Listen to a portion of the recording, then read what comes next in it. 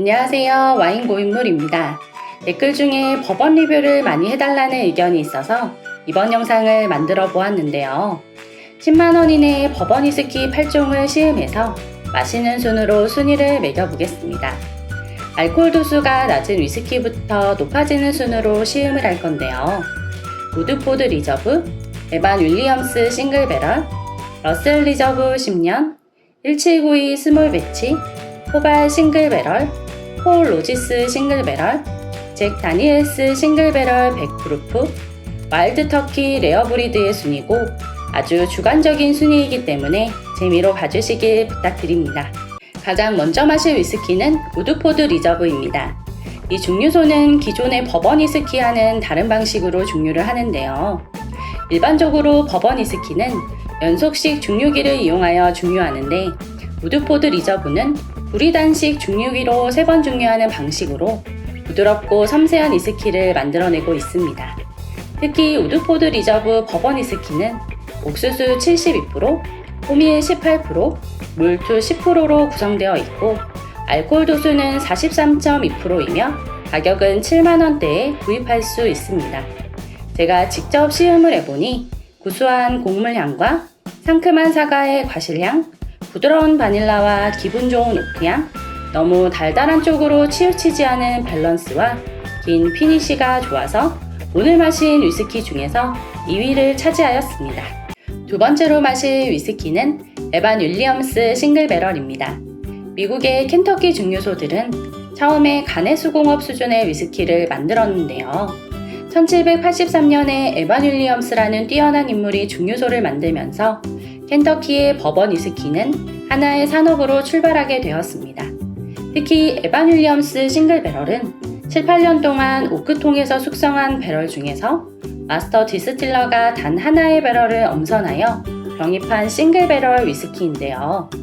알코올 도수는 43.3%이며 마트에서 6만원대에 구입할 수 있습니다. 제가 직접 시음을 해보니 튀지 않은 알코올과 부드러운 바닐라, 구수한 곡물향과 나무향이 지배적이고 잘 만든 버번 위스키의 교과서 같은 느낌을 받아서 오늘 마신 위스키 중에서 4위를 차지하였습니다. 세 번째로 마실 위스키는 러셀 리저브 10년입니다. 이 위스키는 와일드 터키에서 만들어진 위스키인데요. 마스터 디스틸러로 일하고 있는 러셀 부자가 유명하며 당시 트렌드에 따른 가벼운 버번 위스키를 만들기보다는 우직하고 진한 버번 맛을 지켜낸 증류소입니다.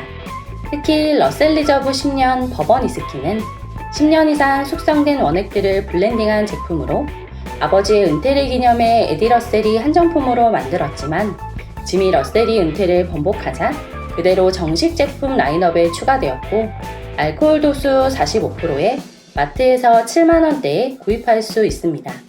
제가 직접 시음을 해보니 부드러운 바닐라와 오크향이 많이 느껴졌으나 달달한 향과 맛 쪽으로 많이 치우쳐져 있고 피니쉬가 짧아서 특색 없는 무난함이 심심한 느낌으로 이어져서 오늘 마신 위스키 중에서 7위를 차지하였습니다.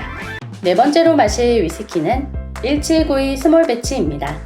이 위스키는 150년의 전통을 가진 바톤 증류소에서 생산되고 있는데요. 이 증류소는 28개의 숙성 창고를 포함하여 총 52개의 건물을 보유하고 있을 만큼 대형 증류소입니다. 특히 1792 스몰 배치는 1792년 켄터키주가 미국 연방에 편입된 해를 기념하기 위해 만들어졌는데요.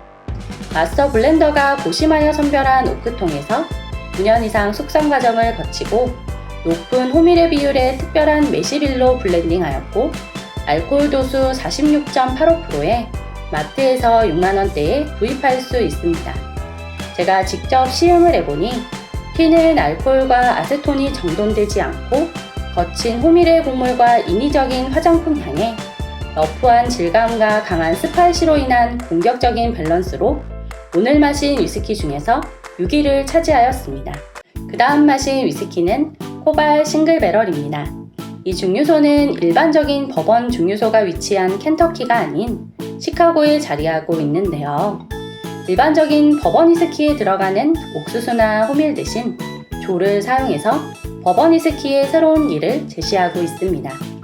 특히 코발 싱글 배럴은 51%의 옥수수와 49%의 조를 사용하여 다른 버번 위스키와는 또 다른 매력을 보여주고 있고, 알코올 도수는 47%이며 볼컴 스피리츠에서 9만원대에 구입하였습니다.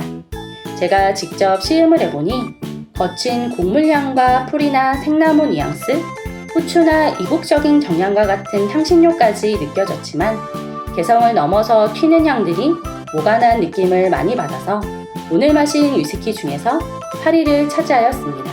여섯 번째로 마신 위스키는 폴 로지스 싱글 배럴입니다. 이 증류소의 이름인 4개의 장미는 무도회에서 청혼을 허락한 그의 연인을 위해 변치 않은 사랑을 맹세하며 만들었는데요. 일반적인 버번 위스키와는 다르게 여러 가지 효모와 레시피를 통해서 위스키 타입을 결정합니다.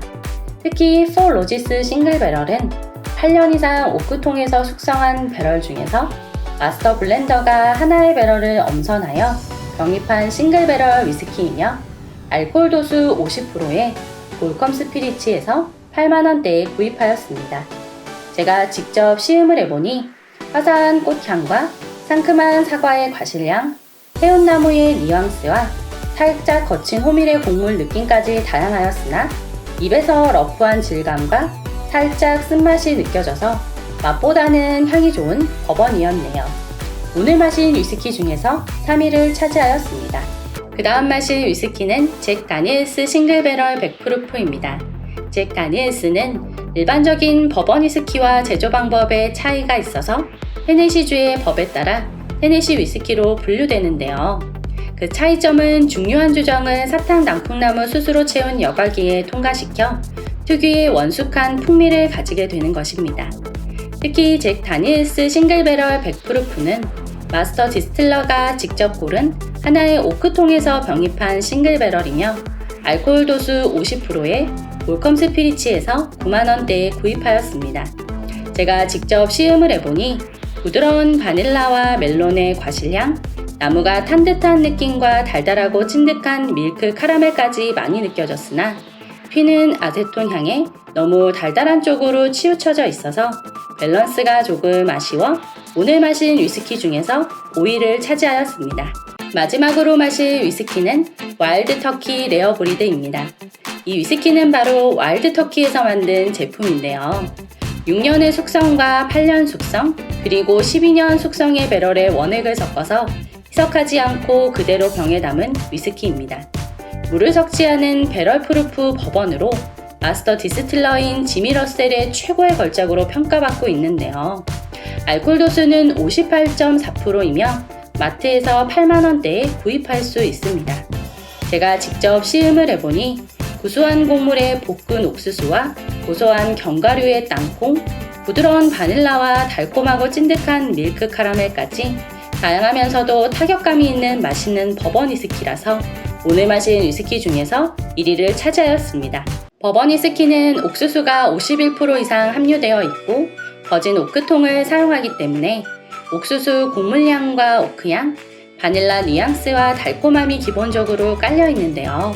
제가 생각하는 잘 만든 버번 위스키는 알코올 도수가 높지만 튀지 않으며 태생적으로 가지는 아세톤을 잘 갈무리하고 해운 나무부터 생나무까지의 오크 느낌을 잘 살리며 초콜릿이나 카라멜의 달콤한 향과 더불어 시큼하고 상큼한 과실향으로 밸런스를 잘 맞춰주고 구수한 옥수수와 거친 호밀의 고무를 잘 조율하여 거슬리는 향은 줄이고 좋은 향은 잘 살리는 위스키라고 생각합니다.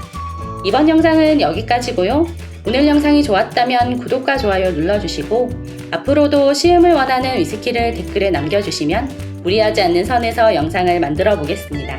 고맙습니다.